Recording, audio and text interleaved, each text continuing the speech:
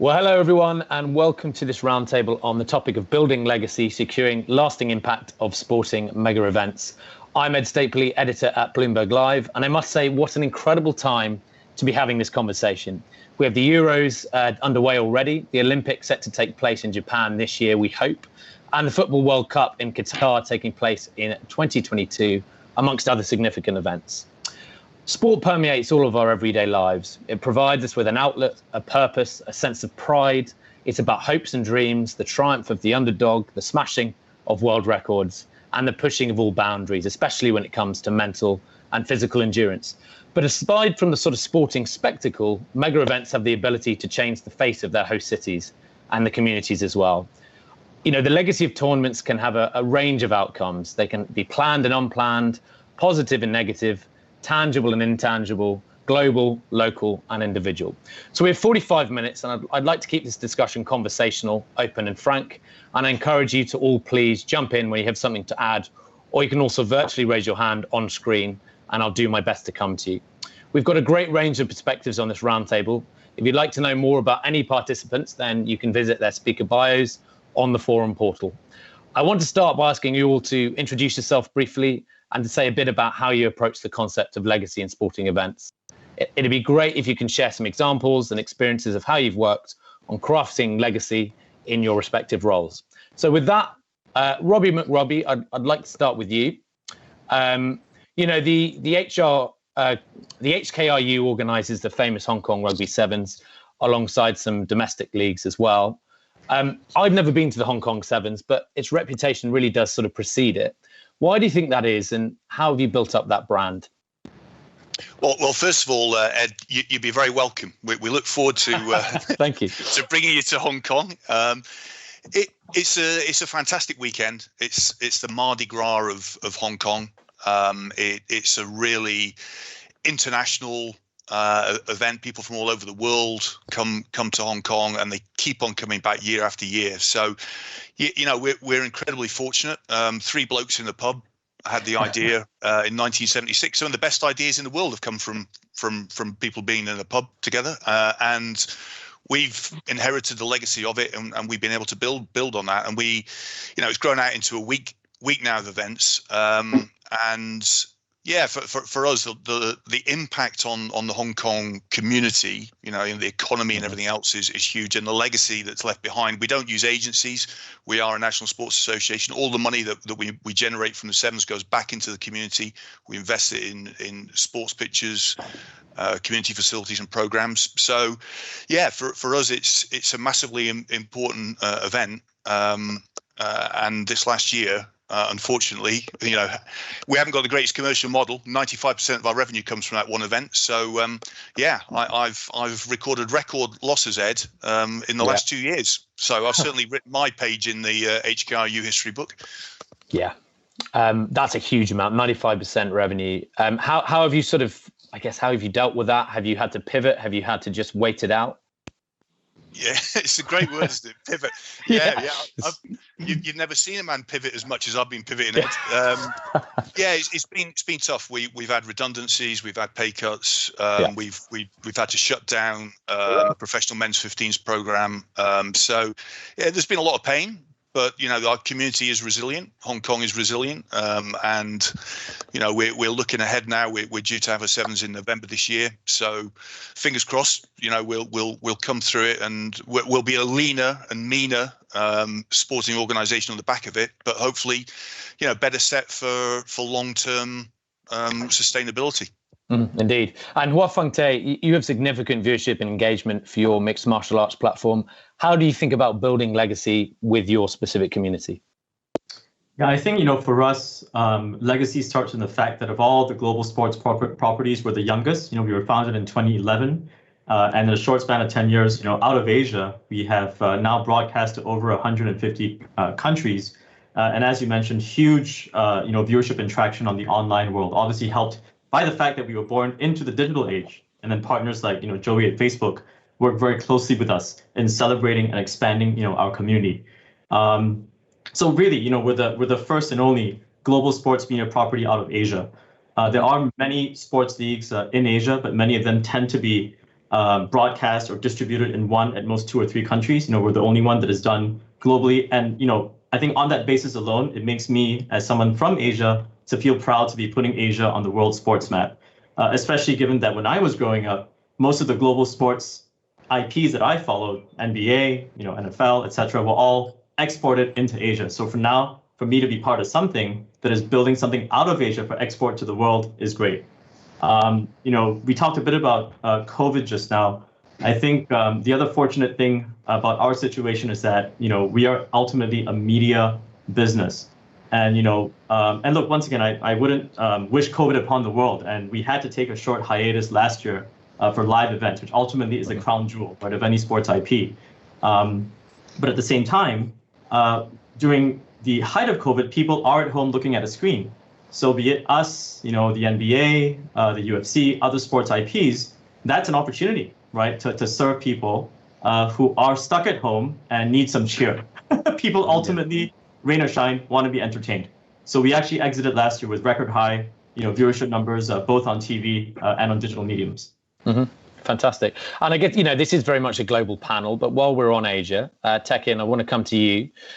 Sport Singapore's sort of core purpose is about empowering people to live better through sport, helping bring sport into the lives of basically all Singaporeans, I guess, is your focus. How do you encourage that sort of participation and keep up, I guess, consistency of participation as well is key? Well, thank you, Ed, for the question. I think when we look at legacy from sporting events, we obviously have to think about development over a multi-year period. Mm-hmm. And as we begin to work with our event partners who we invest in through our government grants, we think about how to set up those impacts, right? So, for example, if we know that we're going to run a major event, whether it's going to be the rugby sevens or whether it's it's a swimming championships that we're running year after year, we have to make sure that the receptacles that follow the interest in that sport when that event is run are ready and able to take on that interest. If not, all that just goes down the tubes. Likewise, when we look at the economic impact that a sporting event series may have on Singapore, we want to be able to look at the industry ecosystem that we're building in Singapore to ensure that the follow-on capabilities and the opportunities for industry are there for the taking. So we ran the WTA finals for quite a period of time in Singapore. And subsequently, I think certain industry capabilities were built up such that when we did the ATP 250 at the start of this year, we were able to put that up in short time with local industry capability that was already experienced in running a strong event. So a level of pre-planning before to set up the system, a level of ongoing lessons that are learned, and then evolving industry structures, and then to create community receptacles to be able to take on the follow-on interest from an event. Mm-hmm. Yeah, brilliant. Yes, and moving from Singapore, if we have our world map down to Australia, Craig, the Australian Open went ahead in February. You were delayed by a few weeks due to COVID. How hard was it to organise that tournament under the circumstances? How's the sort of legacy of the tournament evolved with time? Well, I think thanks, Ed, for the question. I've only just got out of bed. That's 3 months later. I mean, I think everyone that's running entertainment and sporting events will know the difficulty of running it during this period of time since March last year. And we came out of the bushfires of our event in January last year into COVID. And so we had our crisis team ready to go. We didn't know we'd be going into a pandemic a month after we had to deal with that crisis. But I think the most important learnings that we had, we're fortunate in that we have an event that's 130 years old, that's built its legacy, is providing a significant economic impact to the city of Melbourne, the country, the state of Victoria, country of Australia, and so therefore there was no other option but to find a way to make the event work in the middle of the pandemic. And I think what's really important to the legacy piece is momentum and innovation. And I think the being I think the largest annual global sporting event in the Southern Hemisphere, it ultimately was on us to make sure we can continue with that momentum and with that innovation. And the innovation was presented us differently this year, and it would be to everyone else on this call and in listening when you're delivering events, because it's innovation around managing a health crisis. I think eventually that's going to shift from a health crisis to more of a financial one. And then how can we manage the tension between when our partners and sponsors are wanting more for less and when our content, our players are wanting also more for less. And that tension, that gap is going to widen, and it's how we manage in that gap that's going to be really important just for events. So we were proud of the delivery, but having 600 people, toward 12,000 people and 600 full-time work in the period of not just the 3 weeks of the event, but bringing in over 1,000 people into a pandemic, a COVID-free environment, having them in 14 days of quarantine on 17 charter flights of a period of 48 hours, and ensuring we were not the result of a third wave in the country was a pretty stressful thing. But I got to see some great global commentary on what we should and we shouldn't do. But I got to also learn how to just go ahead and just do what you think's best. And if it works out, great. Yeah, everyone has an opinion, right? And I'd love to get to some more of yours on COVID more broadly. But I think jumping from tennis to football, Nasser Al-Khater, I think, has joined us now. He is the CEO of FIFA World Cup Qatar 2022. Nasser, are you there? Can you hear me okay? Yes, Ed, I can hear you. Fantastic. And everybody else that's on this forum. Brilliant. Well, thanks so much for joining. I wanted to ask you, how have you approached this idea of building an enduring legacy for the Football World Cup next year? Ed, before I jump into the planning of legacy and how it was implemented and how we can see the benefits of legacy, I just want to discuss legacy in light of COVID. I want to just also follow up on what Craig was saying is, obviously, the pandemic took us all by surprise and has become probably the defining element of the century, probably. And we've all had to adapt to it personally, professionally. And in light of sporting events, unfortunately, we've seen the effect that it's had on a lot of sporting events. Most prominently now is the Tokyo Olympics. So the legacy that we've put forward is in anticipation for the World Cup and the possibility of this pandemic going forward and the possibility of it lasting, which we all hope that the scientific and medical community is going to be able to get over this as quickly as possible. We have implemented a lot of measures. As you know, we've hosted over 100 games in September, and all with returning fans into the stadium. So we've held the AFC Champions League qualifiers for the East and West in a centralized manner. It's never been held in a centralized manner. We've implemented strict protocols and compliance measures. We've tested all members of the local organizing committee. We've tested all players regularly. We've implemented a bio bubble concept. And even the fans, the 30% fans which returned to the stadiums, were tested prior to the match using the lateral antigen tests. We've tracked it since then. We've had no cases as a result of these tournaments. And we've actually created the playbook that goes into the details of how to manage large sporting events. And this playbook is ready for anybody that wants to benefit from the experiences that we've had. The FIFA World Cup was the first actual FIFA event that took place. It was supposed to take place in December. Finally took place in February of 2021. And again, it was implementing the same measures. FIFA have taken our playbook, compared it to their measures, and have taken a lot of lessons from there. Now, speaking more broadly on the question of legacy, in 2010, when we won the rights to host the World Cup, we've looked at previous mega events. And without going into details of the countries that we've looked at, a lot of them struggled with use of the stadiums after the World Cup. Many of them were new builds, many of them were refurbishments. They had no legacy plans after that. And what we decided to do is, in the design of all the stadiums, we've looked at the use of the stadiums post the World Cup. So right now we have a stadium, Ras Al Aboud Stadium, which will be completely dismantled after the World Cup. This is a fully steel structured stadium that uses containers, and that will be fully dismantled because it's a stadium that we don't really need. All of our stadiums will be reduced in capacity. If there are 40,000, which is the minimum that FIFA requirements, will go down to 20,000, and some stadiums will be completely converted to use of a non-sporting nature after the World Cup. That's really interesting. And I think there'll be comments as well on how you manage infrastructure, more broadly after a mega event like that, because obviously you're not necessarily yearly going to get those huge. We can do as a World Cup to be able to. There, I don't know if you can still hear me. Oh, sorry. Yeah, you dropped out there. Nasser. Do continue on any point you're about to make. I've lost sound. Okay. We'll move on and we'll come back to Nasser. Maji, I don't know if you can hear me, but I've lost sound. There was a glitch. Nasser, can you hear me? No, okay? I can't hear anything. We'll get a tech on that. Hopefully. In the meantime, Maji Cruz Blanco, I'd like to come to you.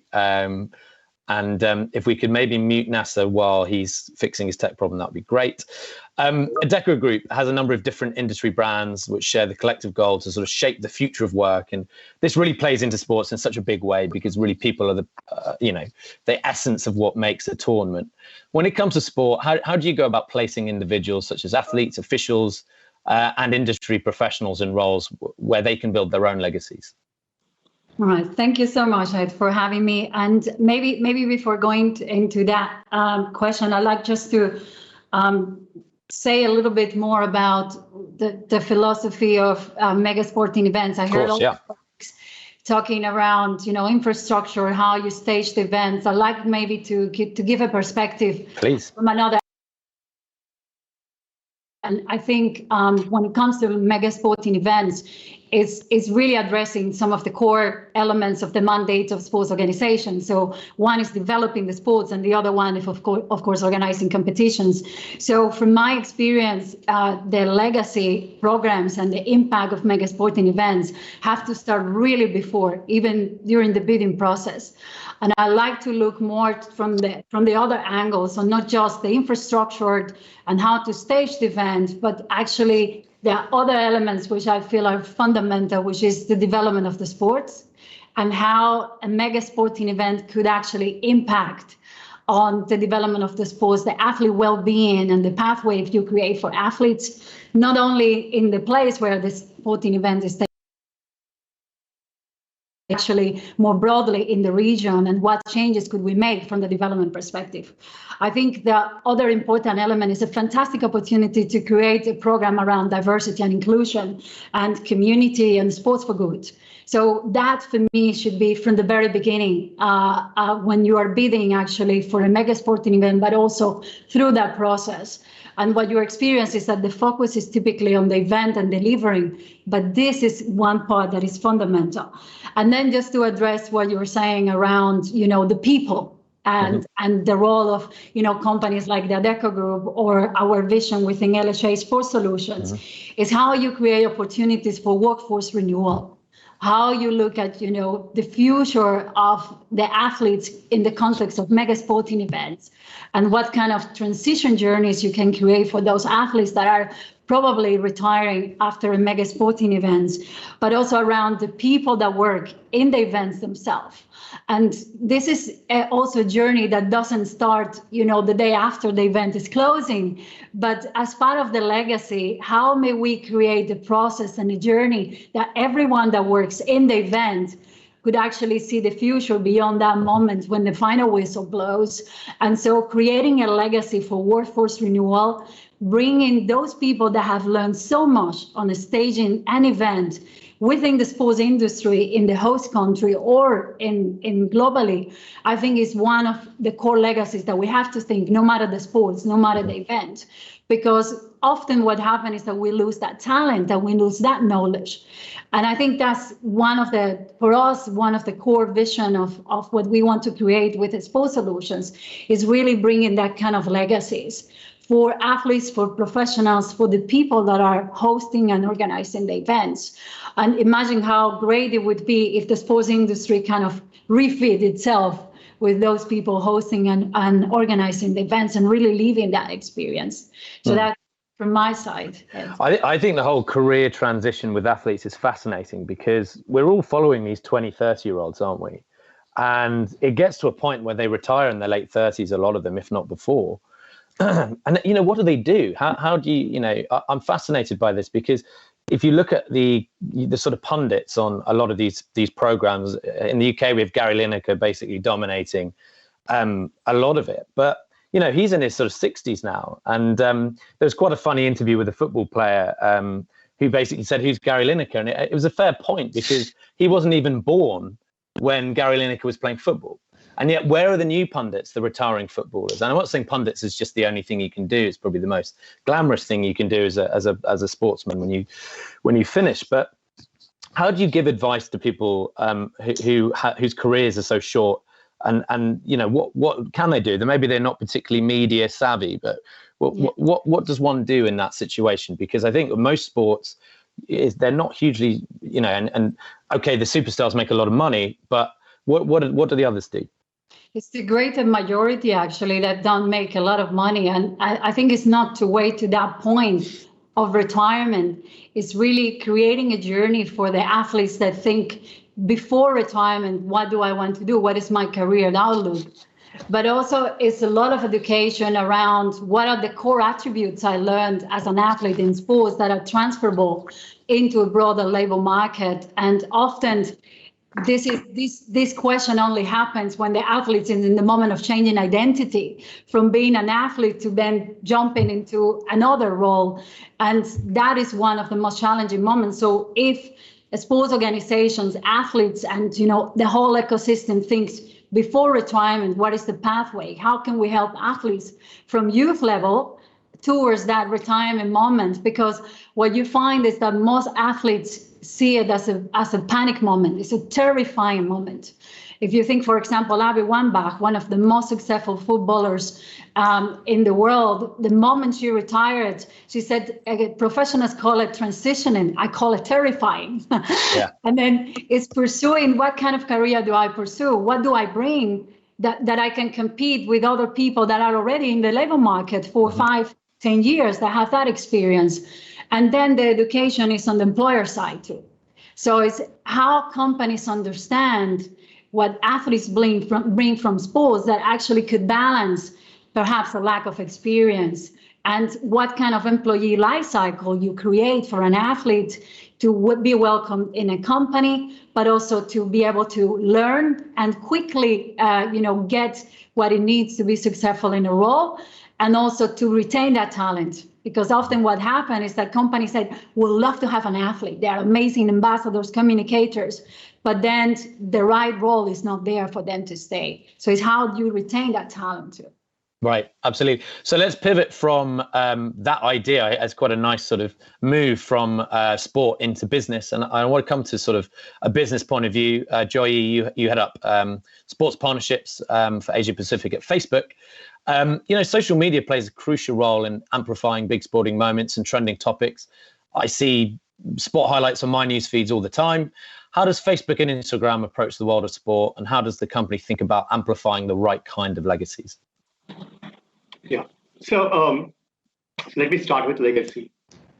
Legacy for us is partners using our platforms and creating legacy of their own. So today, if it's one championship or Tennis Australia or anyone else, if they are able to create value out of using our apps, I think that's great endorsement. Facebook is about giving people the power to build community and bring the world closer together. And sports plays a big role in this. Sports is social, it brings in people, it provides connection. And what our team does is we work with media, federations, leagues, athletes, and we help them build an audience-based fandom on our family of apps. And then we help them monetize them. And I think you touched on a couple of great topics. What happens to the athletes when they retire, right? So we work with athletes. We work with athletes and help them create a brand which can outlast their. And again, it's not for everyone. There are like tens of thousands, millions of athletes. But even if you look at the mid-tier athletes, we help them create a brand which can outlast their competitive career. And at the same time, we have tools to protect them from online harassment. So what we do is we power our partners with a fan base. We power our partners with an audience base. We share best practices. We We help them to build a business on our platforms. And one of my favorite examples, there have been like great examples of what NBA or Tennis Australia, one championship does. But a great example for me is there's a small jiu-jitsu club in Melbourne. And it just has a couple of thousand followers on Facebook.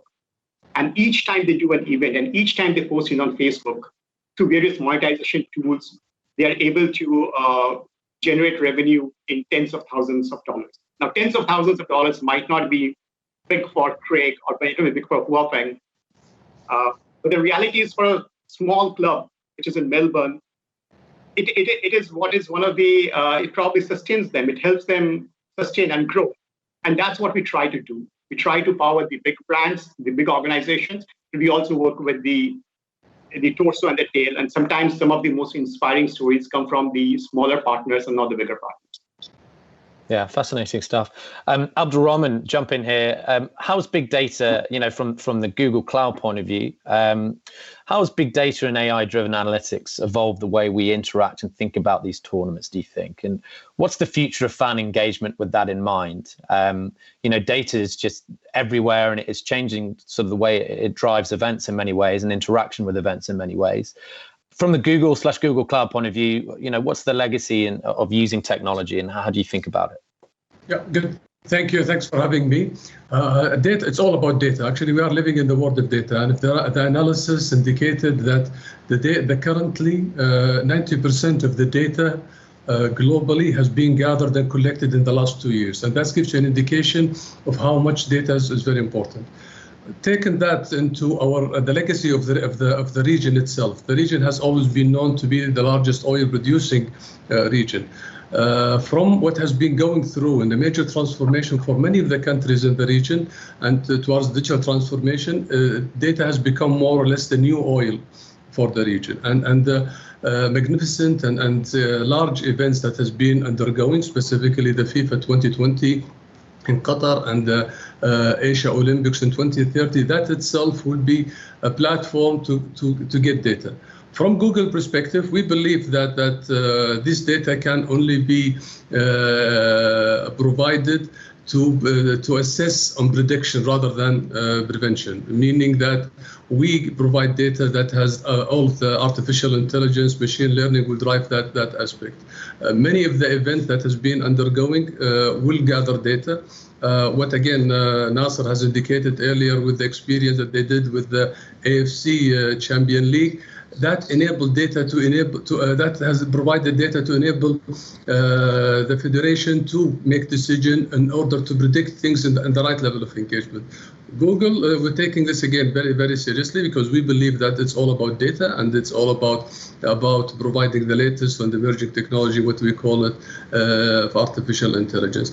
I believe the implication of the upcoming, if I limit it to the region specifically, the FIFA 2020, it would have 2022, it would have significant impact on data whereby people would be getting a personalized aspect, and that's where big data comes through, and that's what again Google Cloud has been providing. For Qatar in specific, we are taking the FIFA 2022 very seriously. We had recently announced Qatar to be the first in terms of cloud region in the region, and that itself a commitment to the Qatari market. Recently, we looked at enriching our ecosystem by establishing Center of Excellence to provide support to the local and expat in order to get this implemented. Mm-hmm. Thanks very much. That's interesting stuff. So we're on the topic of technology and technology for amplification purposes. Now, I know you're all going to have a view on this, and I want to now make this a bit more of a jumping in sort of format. So I'd love to hear from all of you, how have you used technology in your roles and your tournaments in the various roles that you're in for development, economic empowerment, connecting with fans. We've just had a pandemic. Technology and data have never been more important. So who would like to pick this up? Someone jump in here. Ed, maybe I can jump in quickly and just I think the pandemic, outside of the crisis of the health, it's had us all shift our thinking and I think I do think the business models that try to return to the way we were pre 2020 are going to be struggling with the way forward, because everything's changed. Everything's changed with partnerships. Everything's changed with the content. Everything's changed with fans. And for us, we were able to identify that the fact that we're going to be limited on international travel, we've got to try and bring our product more to the fans, not just the original way that we did it, just simply through global broadcast deals and getting every single market across the world. So we introduced the AO Virtual Hub, which was during the period of the event. You could go, and again, I see Joey nodding his head, he knows it well with Facebook, but you could go into the event as a fan offsite. So a lot more focus, and using technology, a lot more focus was placed on the offsite fan, and you could actually purchase a ticket into an area. You could go and experience behind the scenes. You could watch Roger, well, in this case, Roger Federer wasn't with us this year, but Serena Williams walk down the corridors going to get treatment. You could then hear an interview with her coach, and as an offsite fan, it wasn't just a media experience just through your regular broadcast, but it was a personalized experience that you go and register for. And I think more of that is going to take place as we can easily build technologies for the on-site fan. It's more difficult for the off-site fan, and that's going to rely on a much smaller world when it comes to communication. I think the pandemic is giving us that opportunity more than ever before. Absolutely. I can see Abdul Rahman's hand is raised. Go ahead. Okay. I think pre-pandemic digital transformation has been part of a strategy for many organizations. And I think the implication of the pandemic itself is changing the way we operate, making things done differently. Now, digital transformation becomes a survivability impact. It's not just a matter of things good to have. And that's why we see recently, throughout the pandemic, many of the organizations that has digitally transformed has been continuing to grow. And I believe that itself is quite important element to address. And I think that's one of the key benefits that we got through or post-pandemic. Yeah. Nasser, come in here, because next year is, the World Cup. There couldn't be a more cutting edge opportunity to talk about technology with the project that's been so many years in the making. How do you think about technology? Well, innovation is one of our core values of this World Cup, and thanks for reminding me that there's about a year to the World Cup. So we just added to the pressure that I feel every night. But yes, so our innovation and technology team works closely with FIFA's innovation team as well. And I'm not gonna profess that I understand technology very much. Joey and Abdurrahman can be the ones that really speak to you about AI. What I do know is that we're creating a one-stop shop sort of hub as an application. For many of you who may know this, the fan ID that was implemented in Russia, which was sort of a security device, we're transferring into an electronic device, which can be sort of a electronic wallet. It becomes your security access to stadiums. It becomes sort of your identification, and you'll have an electronic visa, and so forth. But so we've spoken to the likes of Google to talk about how advanced their AI is, and that will be used, hopefully, to be able to understand fan behavior and so forth, understand what teams they like to follow. There will be FIFA is discussing on having a sort of electronic marketplace for tickets, for fans who give back their tickets. It goes straight into a marketplace that people can find available with the touch of a button. And now these are ambitious things. But the technology that I want to talk about is actually the cooling technology, which has been implemented in Qatar from as early as 2008. We've moved into about our second or third generation of cooling technology, which is a lot more efficient. We see that many of the global sporting events take place like Qatar, close to the equator, where the highest density of the populations are. With the passing of time, this technology is going to become cheaper. It's quite expensive right now. But we do believe that for future sporting and events or entertainment events, they would be able to implement cooling technology, which we would also be happy to share with the world, to be able to have events, whether they're sporting or otherwise, in cool, comfortable conditions. Yeah, absolutely. It's fascinating stuff, the cooling technology, and subject to much conversation and debate. Wafang Tay, come in here. How do you think about technology? Yeah, I think pandemic or not, technology has been fundamental to our growth and development as a property. As I mentioned, we were born in the internet age. We were born in 2011. Facebook, YouTube, Tencent, all the big digital giants were already in existence and growing robustly. And we just basically, in some ways bet our future on them. And I say that bet has paid off.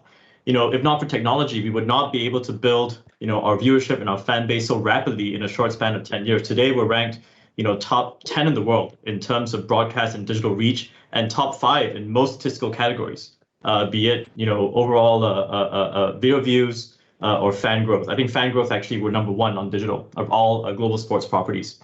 And that would not have been possible if not for the advent of big digital platforms like Facebook, like YouTube, like Tencent, like iQIYI in China. To draw a simple illustration, when the UFC was founded about 3 decades ago, they had only TV to work with. And then obviously NBA, you sort of roll back even more decades, and they were in a black and white world, right? When you're working with TV to build reach, that's deal by deal, country by country. Today, we have one partnership with Joey at Facebook, and we reach all of the world ex-China. We go to China, we do a deal with iQIYI, that's all of China, right? So the advent of digital technology allows us to reach more people a lot quicker. But on top of that, it allows us to engage with them and, to your point, monetize as well in many different ways. With Facebook, we have we have a partnership that encompasses so many different things. We have AR, VR, we have short clips, medium clips, we have fight content, non-fight content, and just so many different things we can do for Joey's users, for our community on Joey's platform.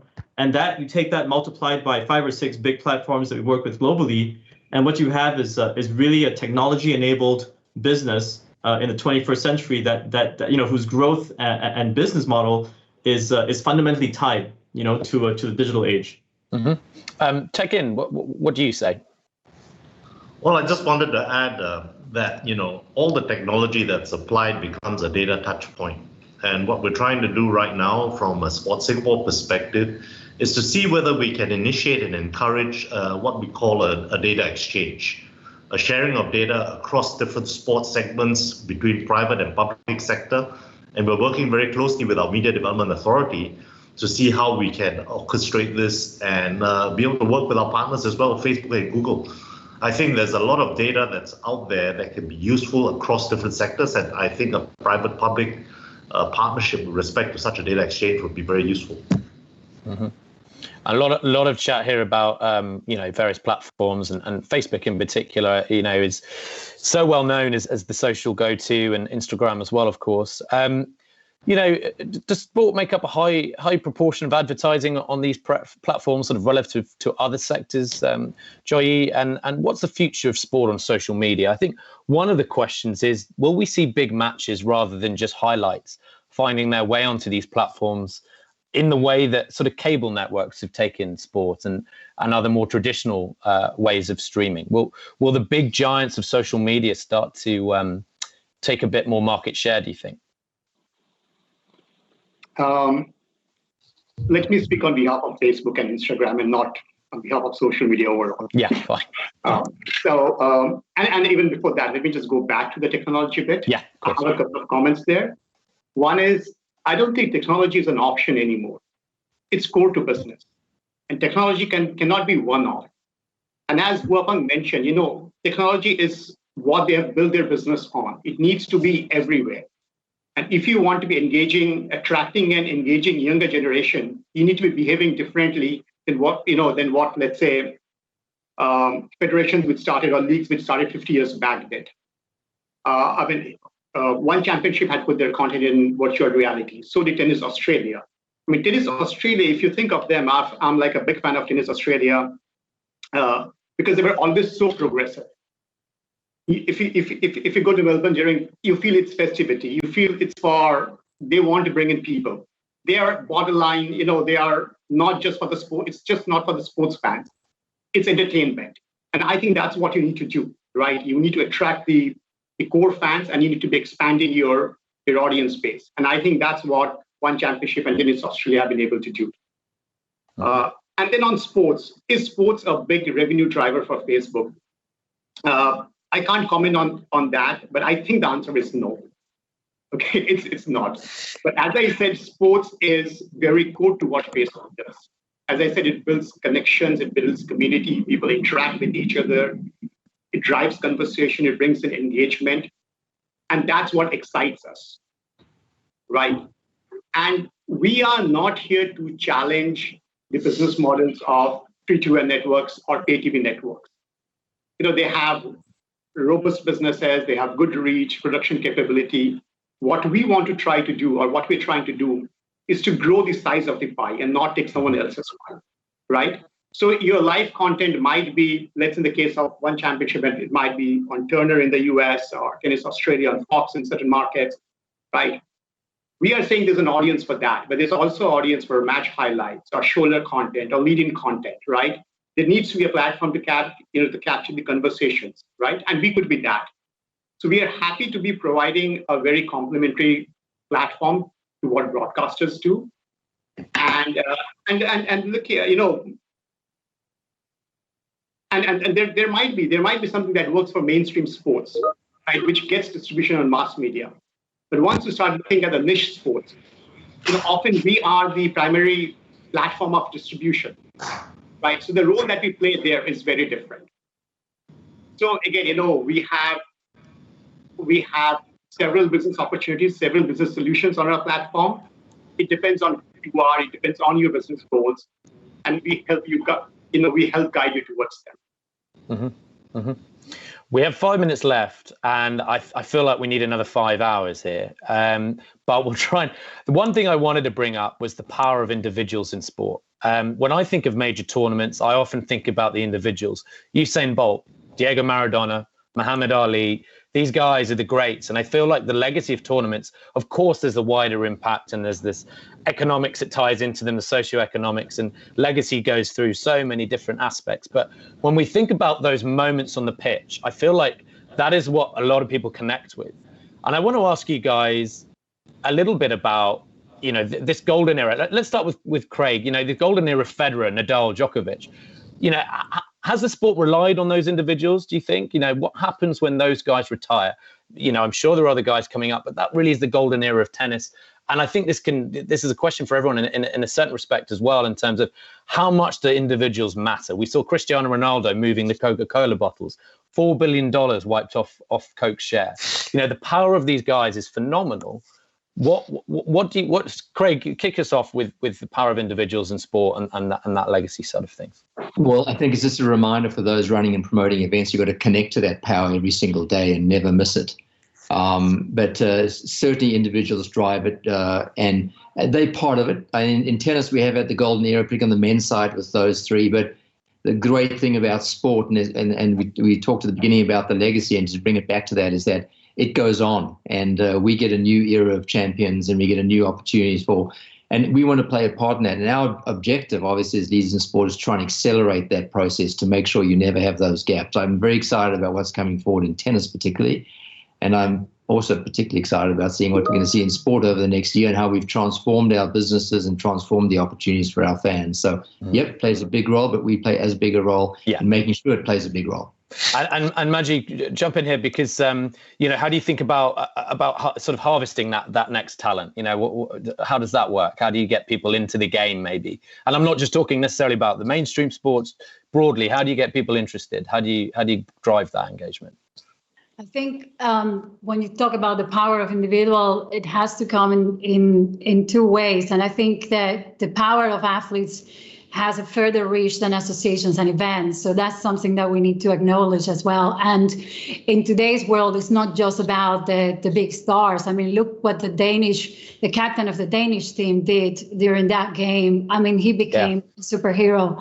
So the kind of heroes we are seeing is not just on the pitch heroes, but really the reach they have is further than that. So the power of individuals in sports becomes bigger, and athletes are major influencers, no matter, the success on the pitch they are. So I think it's bringing that to a bigger and stronger dialogue with fans as well. And I think that's also something I wanted to say when we were talking before about technology and fans, is that the connection between fans and athletes becomes even more powerful, and fans are looking more for purpose. And they are looking more for, what is behind the field? What are the stories that connect them with those athletes? What is the culture that is behind that? How do they get there? And so for me, the power of individuals goes beyond the athletes, beyond the sports organizations, but also how we connect with the community and the people around sports. Got it. So that's what I would say from my perspective. Exactly. And I think we're going to wrap on that note, which is a lovely way to end, because I cannot wait for all of these sporting events to come back and see them in person. I think we've dealt very well during the pandemic, keeping ourselves alive, and interested in all of these things. And I think this group has been fascinating because we all love sport. And we all, can't wait to get back to it. So thank you all for joining. And I hope to have this conversation with many of you again in the future. Thank you. Thank you.